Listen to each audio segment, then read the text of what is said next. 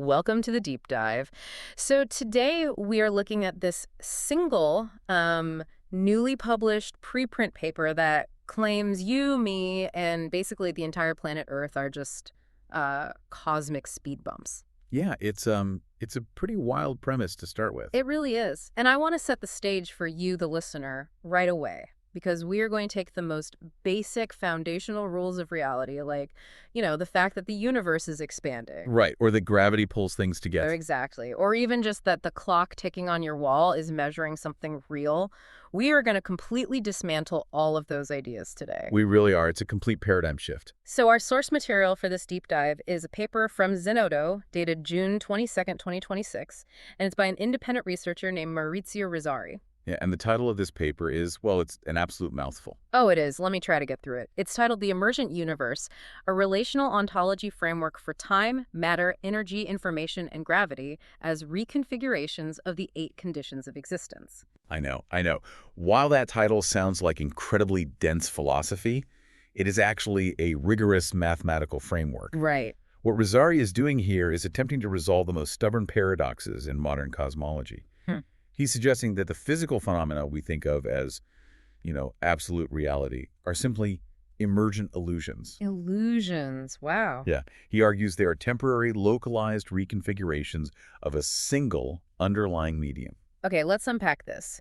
Because to even begin to understand what this paper says the universe actually is, we first have to unlearn what we are constantly told it's doing. It's just expanding, right? Exactly. Chapter 1 of any astronomy textbook tells you the universe is expanding, the Big Bang happened, and everything is just flying outward like an inflating balloon. That's the standard model, yeah. But this paper claims the universe does not move, like at all. It says cosmic expansion is a complete illusion, an anthropocentric artifact, I think he called it. You did, yes. So if the universe isn't expanding, what exactly is it doing? Well, the framework argues that the universe is comprised of something called the Primordial Relational Field, or PRF. Okay, the PRF. Right.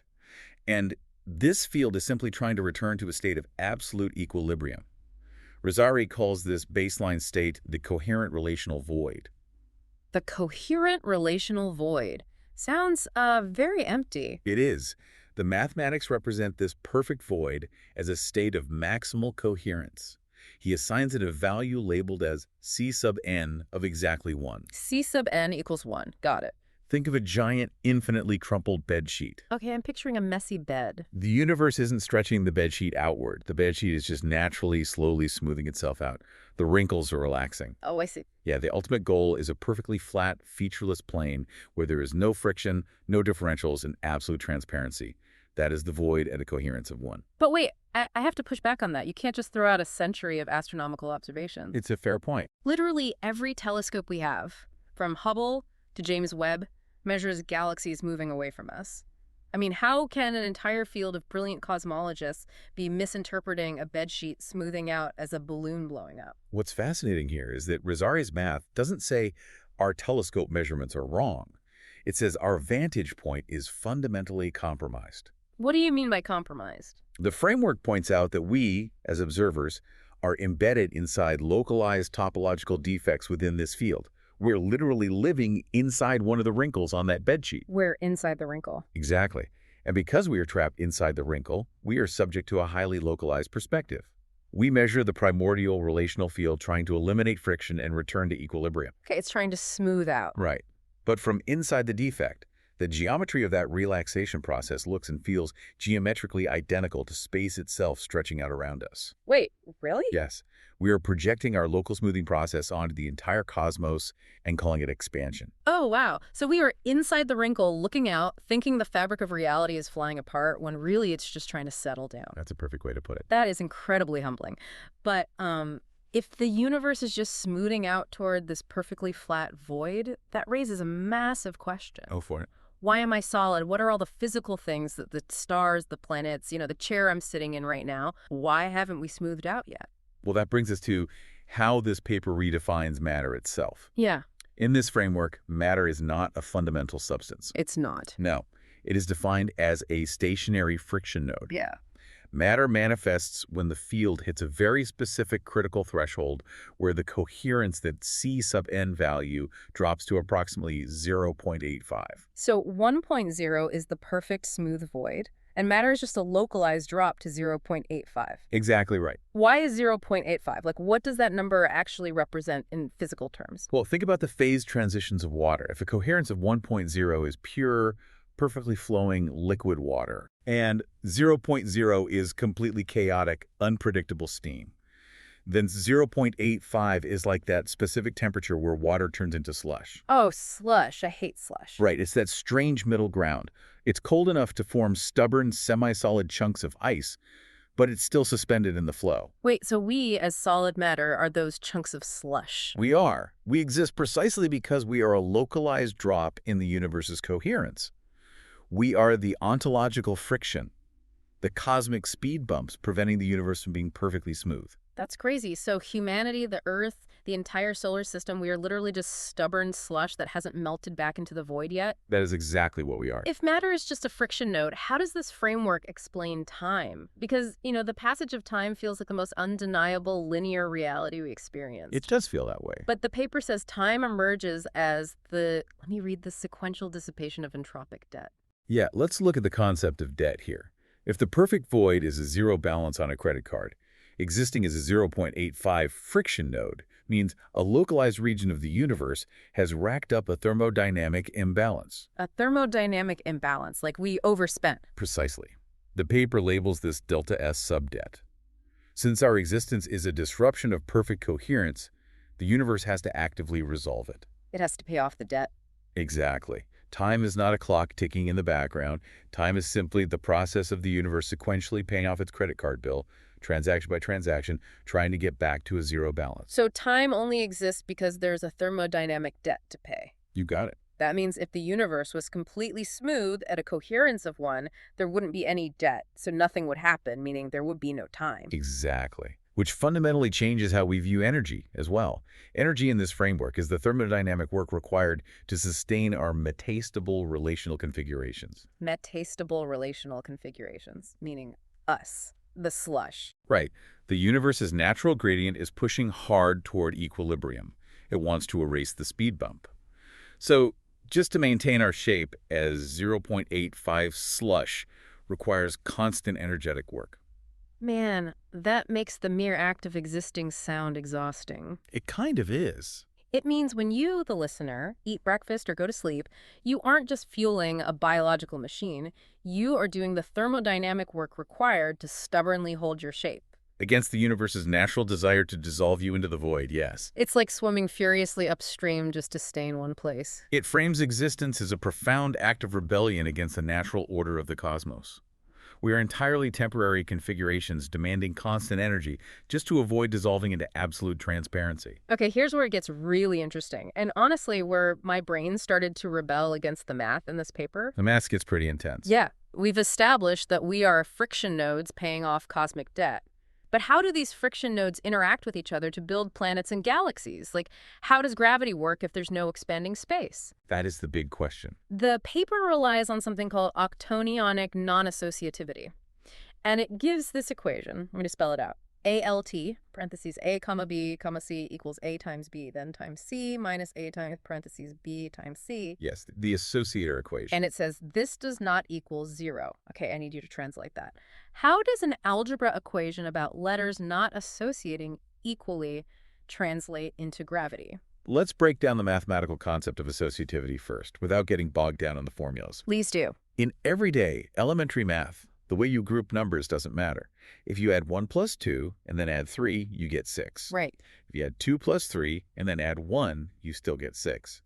The process resolves smoothly no matter the order of operation. Okay, I follow that. But the primordial relational field operates on the advanced algebra of octonions, where the order of operations fundamentally does matter. If you change the grouping, you get a different result. The math doesn't balance perfectly. Okay, so the calculations underlying the field have a built-in discrepancy depending on how they interact. Exactly. But how does a mathematical discrepancy become the physical force that keeps my feet on the ground? Think of the universe as a vast computational medium trying to calculate its way back to zero. When the field interacts with itself in an associative way, the calculations resolve smoothly. The bedsheet stays flat. Right, no wrinkles. But when it encounters our 0.85 friction nodes, it encounters octonionic non-associativity. The calculations don't perfectly balance. They get stuck. This unresolved mathematical tension physically manifests in the real world as a slope or a phase gradient in the field. Gravity is not a pulling force like a magnet. It's not. No. Gravity is just the perceived effect of the field warping and flowing around the stubborn friction node. If I can try an analogy here, it's like a fast-moving river, right? And the friction node matter is a giant rock sitting in the middle of the river. Like where this is going. So gravity isn't the rock magically pulling other things toward it. Gravity is the distortion of the water flowing around the rock. The current speeds up, it dips, it creates a vortex. Yes. If a smaller rock gets caught in that vortex and pushed toward the big rock, the small rock thinks it's being pulled, but the water is just pushing it down the gradient. If we connect this to the bigger picture, that river analogy perfectly illustrates the mechanism. The pull is a complete illusion. That is wild. As the relational field tries to reach equilibrium, its interaction with the matter creates a literal slope in the medium.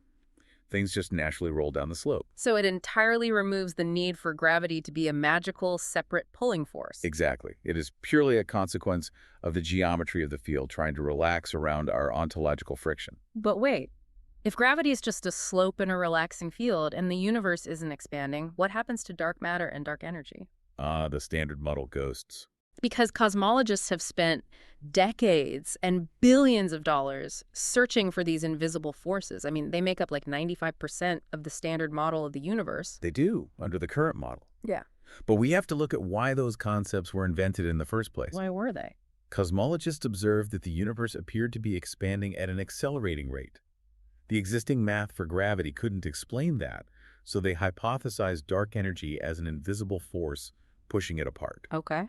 They also observed that the outer edges of galaxies were rotating much faster than they should be, based on the visible matter we can see. So, to keep the galaxies from flying apart in their equations, they hypothesized dark matter as invisible glue holding them together. Right.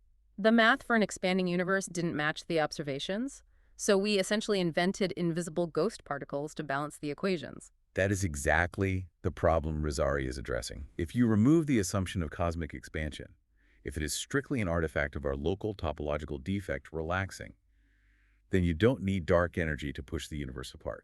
Because it was never flying apart to begin with. Precisely.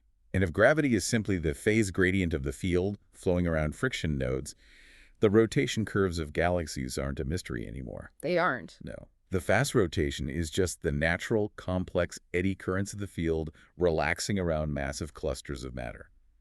The dynamics of the primordial relational field returning to the void account for all the observed behaviors naturally. So dark matter and dark energy just vanish from the equation. They become entirely obsolete artifacts of a flawed baseline assumption. That is Occam's razor on a cosmic, brutal scale. We misread the room, assumed the universe was expanding, and spent 50 years looking for invisible ghosts to justify our bad math. It's a tough pill to swallow for mainstream physics. This paper is basically a bulldozer, and it doesn't stop there. It goes on to solve the black hole information paradox by completely redefining what information actually is. Yes, his definition of information is fascinating. We usually think of information as data, like the code running a website or the words in a book.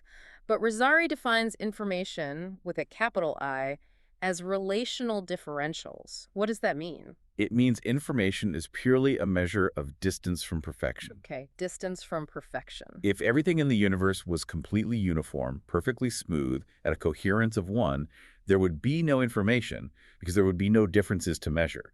Nothing could be distinguished from anything else. Oh, because everything is exactly the same. Right. Information only exists when there's a discrepancy between a localized configuration, like a planet or a person, and the absolute efficiency of the void.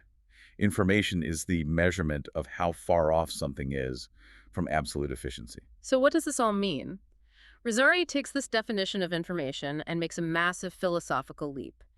He claims this framework provides a, quote, thermodynamic basis for truth and falsity as operational concepts. It's a brilliant application of the physics. I have to stop here because that sounds impossible. How can human concepts like truth and lies have a thermodynamic basis? Are we actually saying that a lie is physically measurable by physics? Within the mechanics of this framework, yes. Seriously. Think about it. If information is the measurement of discrepancy from the void's absolute efficiency, then a truth is a relational configuration that accurately maps to the local gradients of the field. It maps accurately. Okay. It is efficient. It flows with the natural relaxation of the universe. A falsity, or an incorrect model of reality, is an artificial configuration that does not align with the underlying field.